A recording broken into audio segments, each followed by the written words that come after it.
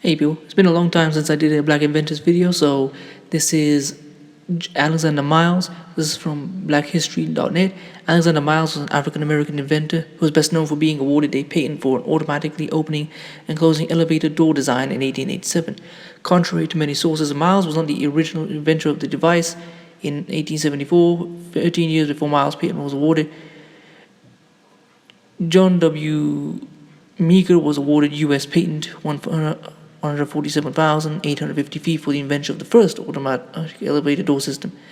Alexander Miles was born in 1838 in Duluth, Minnesota. He moved to Waukesha, Wisconsin, where he earned a living as a barber in the 1860s. After a move to Winona, Minnesota in 1870, he met his wife, Candace J. Dunlap, a white woman born in New York City in 1834. Together they had a daughter named Grace, who was born in April 1879. Shortly after her birth, the family relocated to Duluth, Minnesota. While in Duluth, Alexander operated a barber shop in the 4-story St. Louis Hotel and purchased a real estate office. His wife found work as a dressmaker. Miles became the first black member of the Duluth Chamber of Commerce. In 1884, Miles built a 3-story brownstone building at 19 West Superior Street in Duluth. This area became known as the Miles Block. It was at this time that Miles was inspired to work on elevator door mechanisms. While riding in an elevator in with his young daughter, Alexander Miles saw the risk associated with an elevator shaft door carelessly left ajar. This led him to draft his design for automatically opening and closing elevator doors and apply for a patent. When the elevator arrived or depart from a given floor, the doors would move automatically. Previously, the opening and closing of the doors of both the shaft and the elevator had to be completed manually by either the elevator operator or by passengers, contributing greatly to the hazards of operating an elevator.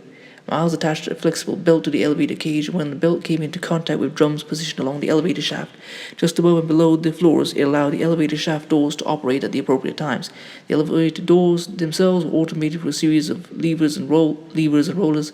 Before working on elevator engineering, Miles experimented with the creation of hair products. The influence of his elevator patent is still seen in modern design, since the automatic opening and closing of elevator and elevator shaft doors is a standard feature. By 1900, Alexander, Candace, and Grace had moved to Chicago. In Chicago, Alexander created an insurance agency with the goal of eliminating discriminatory treatment of blacks.